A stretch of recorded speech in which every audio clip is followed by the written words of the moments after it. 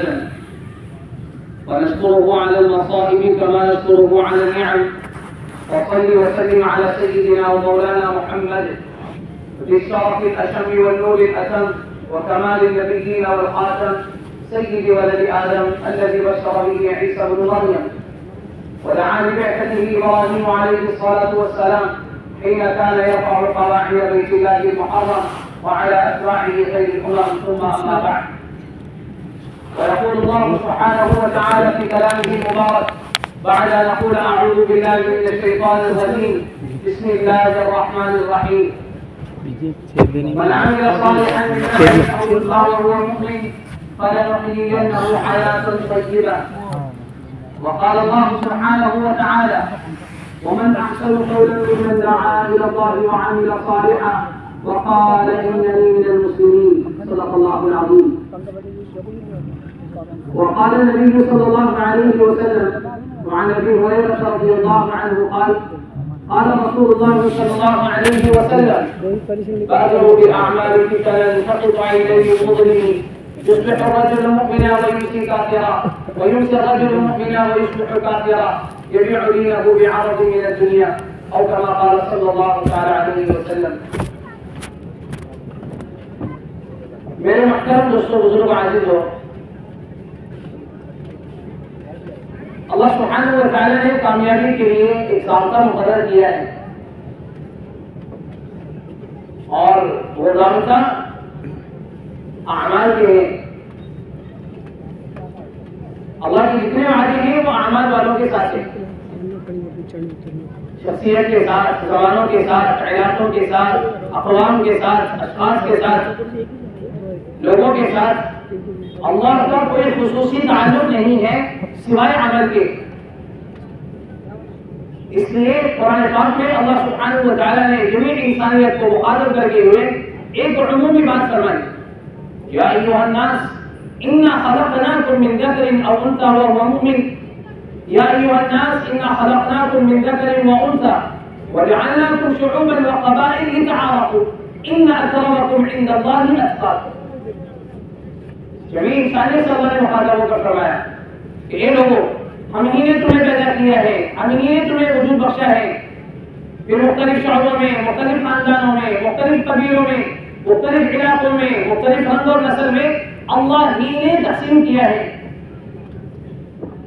اس کی وجہ بتائی: لتعارفوا، تاکہ ایک دوسرے سے پہچان بنے، ایک دوسرے کا تعاون ہو، ایک دوسرے کی مدد کی جائے، ایک دوسرے کو بھلائی کی دعوت دی جائے، ایک دوسرے کے ساتھ خیر خواہی کا معاملہ کیا جائے. یہ اللہ نے فرمایا: یہ تمہارے رنگ اور نسل، یہ تمہارے ذات اور قوم، اور یہ تمہارے قوم اور قبیلے، یہ تمہارے علاقے، اس سے اللہ پر کوئی اثر نہیں، اس کے ذریعے سے اللہ کا خود کوئی حاصل نہیں کر سکتا. اس لیے کہ اللہ نے فرمایا: ان اکرمکم عند اللہ اتقاکم.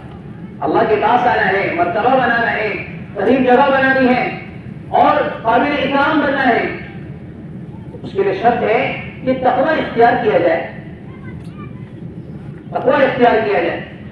ایسے ایک موقع پر اللہ نے فرمایا کہ اچھی زندگی اگر چاہیے، سکون والی، برکتوں والی، خیر والی اور اللہ کی رضا والی، برکتوں والی روزی چاہیے، عافیت والی زندگی چاہیے، چین سکون والی زندگی چاہیے، تو اللہ سبحانہ و تعالیٰ نے اس کے لیے ایک چیز کا مطالبہ کیا ہے، اور وہ ہے اعمال صالحہ. من عمل صالحا من ذکر او انثى وهو مؤمن فلنحيينه حیاة طیبہ. اعمال صالحہ ہو، بشرطے کہ ایمان والے ہو، مرد ہو یا عورت ہو. تو اللہ نے تاکید در تاکید جملے کے ساتھ فرمایا: ضرور بھی ضرور ہم انہیں اچھی زندگی دیں گے.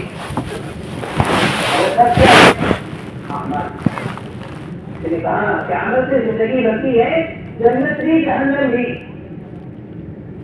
اعمال ایک ایسی طاقت ہے کہ جس کے ذریعے سے انسان فرشتوں سے آگے بڑھ جاتا ہے، کیونکہ وہ ایک حال پر ہے: لا يعصون الله ما امرهم ويفعلون ما يؤمرون. نافرمانی نہیں کرتے، جس بات کا حکم دے دیا جاتا ہے تو اس میں لگ جاتے. اسلام نے ایک نظام بنایا ہے، بار بار مسجدوں میں بلا کر، بار بار جمع کر کر، جمعہ میں بلا کر، عیدیں میں بلا کر جنازوں میں بلا کر نمازیں پڑھوائی ہیں، اسٹیپ کا ہے بڑا والا، 5 وقت کی اذان روزانہ ہے، 5 وقت کی نماز روزانہ ہے، صرف نمازی بنانا مقصود نہیں بلکہ 5 نمازوں کے ذریعے سے در حقیقت عمل کی استعداد پیدا کرنا مقصود ہے۔ حضور اکرم صلی اللہ علیہ وسلم آپ عمل کے اہتمام کے اتنے عادی ہیں اور آپ کی جو زندگی ہے وہ نمونہ اعمال کی وجہ سے ہے۔ اس میں حسنہ تھا، لقد كان لكم في رسول الله اسوة حسنة، یہ بہترین نمونہ ہے، بہترین نمونہ ہے۔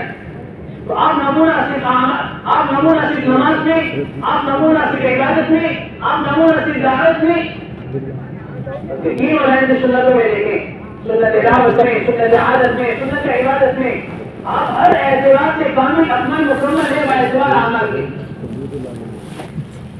قرآن میں اللہ نے ایک موقع پر فرمایا من كان يريد حرث الآخرة نزيد له في حرثه ومن كان يريد حرث الدنيا نؤتيه منها وما له في الآخرة من نصيب۔ آخرت کا جو مدار ہے وہ اعمال پر ہے، اور عمل کا جو تقابل ہے وہ اسباب کے مقابلے میں ہے۔ عمل کی عادت اس لیے بنوائی گئی، عمل اس لیے دیے گئے تاکہ سبب کا یقین دل سے نکلے۔ اللہ کا غیر، اللہ کے بغیر کچھ نہیں کر سکتا، تو پھر یہ دوا شفا کیسے دے سکتی ہے، یہ گاڑی کیسے پہنچا سکتی ہے، یہ کشتی کیسے پار لگوا سکتی ہے، اور یہ مکانات کیسے بچا سکتے ہیں، یہ نرم گدے اور عالیشان کمرے کیسے راحت دے سکتے ہیں، جبکہ یہ سب سبب ہے، اور سبب مسبب الاسباب کی محتاج ہے۔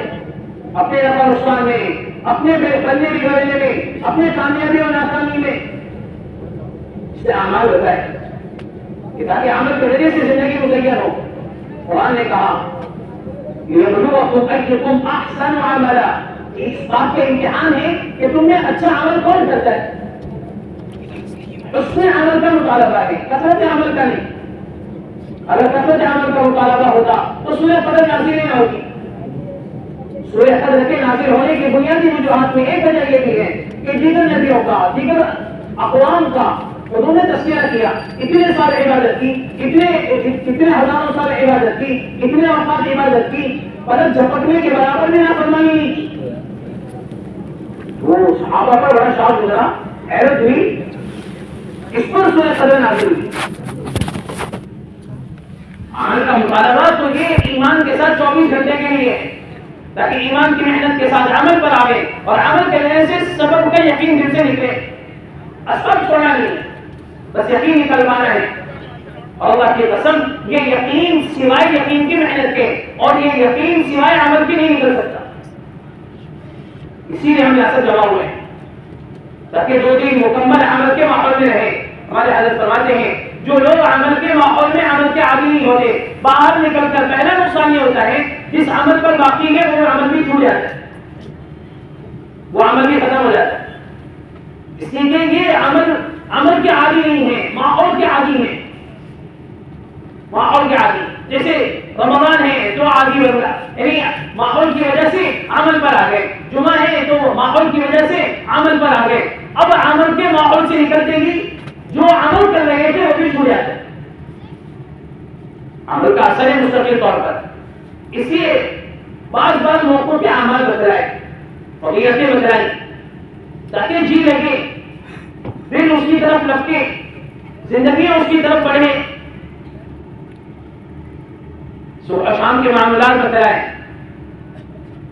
صبح شام کے معاملات بتلائے، سورہ فاتحہ کی فضیلت بتلائی، آیت الکرسی پڑھنے کی فضیلت بتلائی، گھر میں داخل ہونے کی، گھر سے نکلنے کی، مسجد میں آنے کی جانے کی اعمال بتلائے، اور عمل کا طریقہ بتلایا، کر کے بتایا حضور نے۔ جو قرآن نے کہا سب سے بہترین عمل، سب سے بہترین دعوت اس کی ہے جو عمل کے ساتھ، سب سے بہترین جو عمل اور بات میں مطابقت پیدا کرے، جوڑ پیدا کرے، وہی دعوت اور وہی قول سب سے زیادہ واقع ہے جس کے ساتھ عمل اور فعل ہو۔ سب سے اچھی بات کہی اللہ نے قرآن میں، جمعہ کریم ہے، اس میں بے شمار اعمال کرتے ہیں، بے شمار اعمال ہیں، حضور اکرم صلی اللہ علیہ وسلم نے اہتمام سے فرمایا ہے. جیسے غسل کے بارے میں آپ نے فرمایا کہ غسل جمعہ کا غسل ایسا ہے جو عام غسل سے ہٹ کر ہے. آپ چاہے روزانہ نہائیں، اس نہانے کی وہ فضیلت نہیں جو نہانے کی فضیلت جمعہ کی بھی ہے، مگر احتساب والوں کے ساتھ کہ عمل کے وقت میں وہ نیت یاد آئے، عمل کے وقت میں اس کا اجر یاد آئے، عمل کے وقت میں اس کا وعدہ یاد آئے. اصل تو عمل ہے، اصل وہ علم ہے. آج جو کچھ بھی ہمارے سامنے علوم کی شکل میں نظر آ رہے ہیں یہ سب پچھلوں کا عمل ہے. صحابہ نے عمل کیا، اب علم کی شکل میں محفوظ ہو کر ہمارے پاس آئے. جسے جمعہ کے غسل کے بارے میں حضور نے فرمایا کہ جمعہ کے دن کا غسل یہ گناہوں کو بالوں کی اور ناخنوں کی جڑوں تک سے نکال دیتا ہے، نیچے سے بھی. بس اس دھیان کے ساتھ میں غسل ہے کہ جمعہ کے دن کا ہے، مستقل سنت ہے. جمعہ کے دن کے بارے میں فرمایا سورہ کہف کے بارے میں کہ دجال کے فتنے سے بچاؤ کا سب سے بڑا ذریعہ یہ سورہ کہف ہے، سب سے بڑا ذریعہ. حضور اکرم صلی اللہ علیہ وسلم سے مسنون صورتیں اور مسنون اعمال یہ حضور سے مستقل طور پر ثابت ہیں. ایک مرتبہ انصار مدینہ کے قبیلے میں جانے میں داخل ہوئی.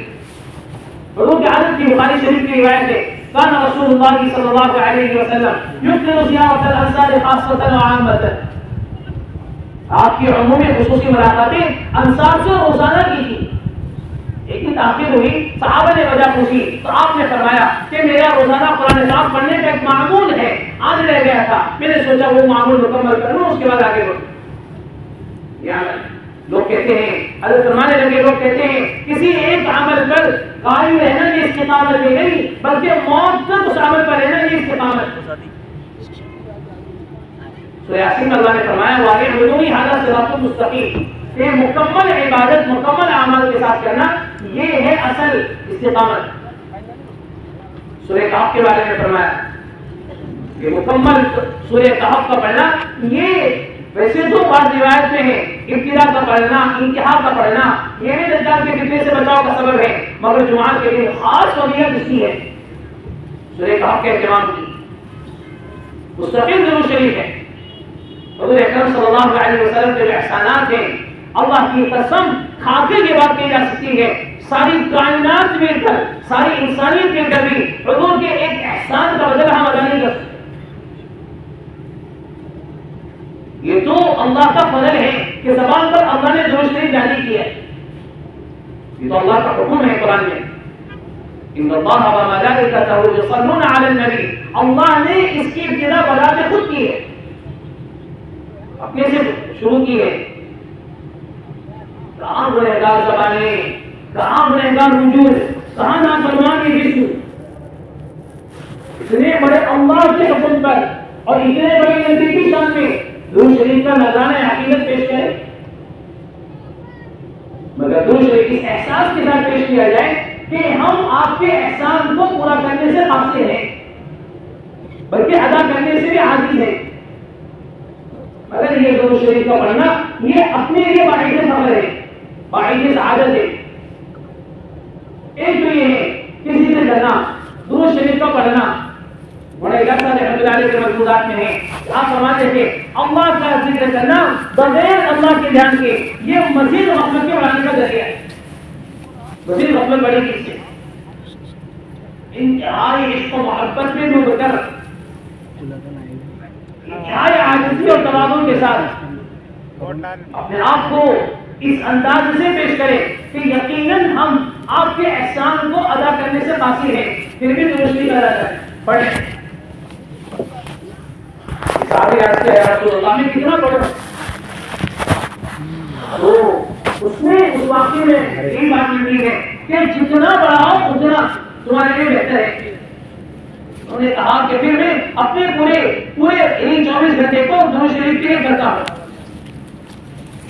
مکمل پڑھتا ہوگا. اللہ نے فرمایا ہے، حضور نے فرمایا کہ اللہ سبحانہ و تعالی ایک مرتبہ پڑھنے پر 10 رحمتیں نازل کرتے ہیں، 10 گناہ معاف کرتے ہیں، 10 درجات بلند کرتے ہیں، 10 خطائیں معاف کرتے ہیں.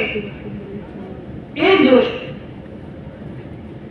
ایک درود شریف ہے، جبکہ ہمارا درود شریف اور ہمارا پڑھنا اور سرکار کی شان بہت بلند ہے، بہت بلند ہے۔ دوسرا عمل جو بہت اہتمام سے جو معراج کی مغرب سے جمعہ کی مغرب تک کا ہے وہ ایک درود شریف کی ہے۔ فضائل درود شریف میں حضرت شیخ نے لکھا ہے کہ ایک درود شریف ایسا بھی ہے اگر عصر و مغرب کے درمیان میں اعلیٰ درجہ کی جگہ بیٹھ کر اور اگر کسی دنیوی دینی ضرورت کی وجہ سے اٹھنا پڑ جائے تو درمیان میں اگر کوئی 80 مرتبہ پڑھ لے 80 سال کا اللہ اس کے گناہ معاف کر دے۔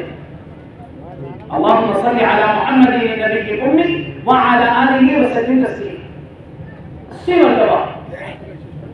دوسرا عمل درود شریف کا ہے۔ تیسرا عمل جس کو بہت اہتمام سے حضور اکرم صلی اللہ علیہ وسلم نے ایک روایت میں حضرت عباس سے، ایک روایت میں اپنے جسالت بھائی حضرت علی رضی اللہ تعالیٰ عنہ دونوں کو مخاطب کر کے آپ نے فرمایا کیا میں تمہیں کوئی تحفہ نہ دوں، کیا تمہیں کوئی ہدیہ نہ دوں؟ کیا بات ہے، بہت اہتمام بتایا اس میں۔ پھر فرمایا کہ دیکھو ایک ایسا عمل ہے کہ اللہ اس کے ذریعے سے اللہ سبحانہ و تعالیٰ تمہارے اگلے پیچھے چھوٹے بڑے نئے پرانے غلطی سے کیے ہوئے جان بوجھ کر کیے ہوئے سارے گناہ چھپ کر علانیہ اللہ سبحانہ و تعالیٰ معاف کر دیں گے۔ عمر بن عبدالعزیز رحمۃ اللہ علیہ فرماتے ہیں جو شخص یہ چاہتا ہے کہ اللہ سبحانہ و تعالیٰ اس کی مغفرت فرما دے اور اس کے لیے خیر مقدر فرما دے اسے چاہیے کہ صلاۃ التسبیح کا اہتمام کرے۔ آپ نے فرمایا اعلیٰ درجہ یہ ہے روزانہ پڑھا جائے، نہیں تو مہینے میں پڑھ لے، نہیں تو سال میں ایک دفعہ پڑھ لے، کم از کم زندگی میں ایک دفعہ پڑھ لے، جمعہ کے دن پڑھ لے۔ یہ بھی بات ہے روایت میں 4 رکعات کے نفل ہے، بس جیسے عام نمازیں پڑھتے ہیں ویسے ہی نمازیں، تھوڑی سی ایک تسبیح کا اضافہ ہے۔ ہر رکعت میں 75 مرتبہ سبحان اللہ والحمد للہ ولا الہ الا اللہ واللہ اکبر۔ نیت باندھی ہے آپ نے، تنا پڑھ لی، اس کے بعد 15 مرتبہ پڑھ لے، سورہ فاتحہ سورت پڑھ لی 10 مرتبہ پڑھ لے، رکوع میں گئے تسبیح پڑھی اس کے بعد 10 مرتبہ پڑھ لے، اٹھنے کے بعد تسبیح پڑھی 10 مرتبہ پڑھ لے، سجدے میں گئے تسبیح پڑھی 10 مرتبہ پڑھ لے، اٹھنے کے بعد بیٹھے تو جلسے کی تسبیح پڑھی پھر 10 مرتبہ پڑھ لے، پھر اس کے بعد سجدے میں گئے تسبیح پڑھی 10 مرتبہ پڑھ لے۔ ایسے یاد رکھ آپ کے آسان ہے، عمل آسان ہے، مگر ثواب یہ دیر پا بھی ہے، مستقل طور پر بھی ہے، اور اس عمل کا جتنا بنا کر پڑھے، جتنے استعداد کے ساتھ پڑھے، اس کا اثر جو زندگی پر ہے وہ تو علیحدہ ہے۔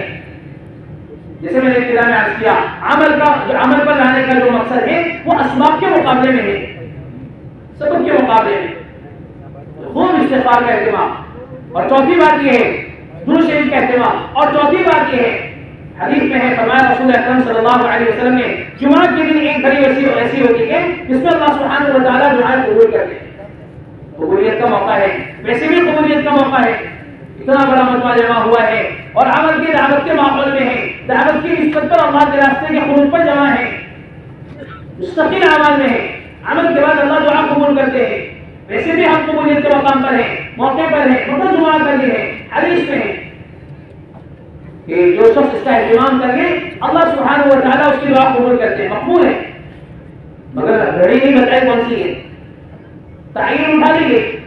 شب قدر کے بارے میں فرمایا بس میں بتانے کے لیے نکلا تھا مگر دو شخصوں کو آپس میں اختلاف اور جھگڑتے ہوئے دیکھا، اللہ نے بس اس کی وجہ سے تعین اٹھا لی، آپس کا اختلاف، آپس کا جھگڑا، آپس کا نظام، آپس میں توڑ، یہ اتنا مہلک اور سنگین ہے کہ جس کی وجہ سے تعین اٹھا لی۔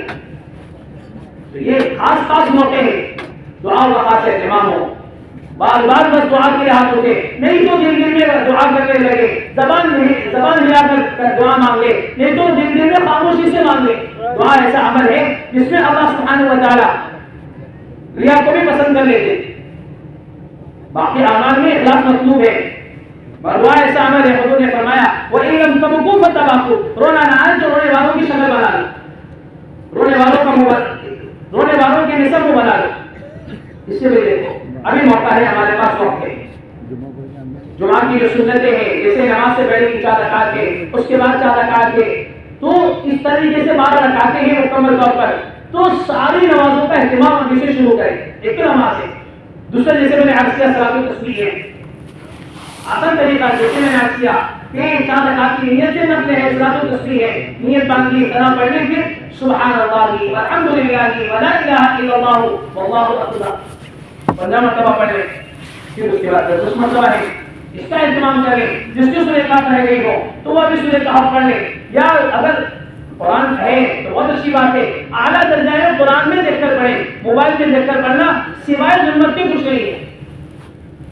ناپاک گندی چیز ہے, اچھی ناپاک گندا برتن ہے. جو کوشش کرے کہ قرآن کا انتظام ہو جائے تو قرآن میں دیکھ کر پڑھ لیں, اور اگر اس سے بھی فارغ ہو جائے اور وقت بچ جائے تو درود شریف کا اہتمام ہے. جمعہ کے بعد ہے, پھر عصر کے بعد ہے, عصر سے پہلے ہے.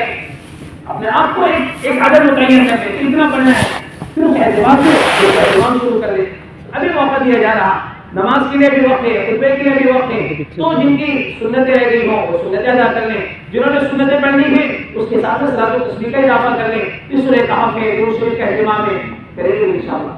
اللہ علیہ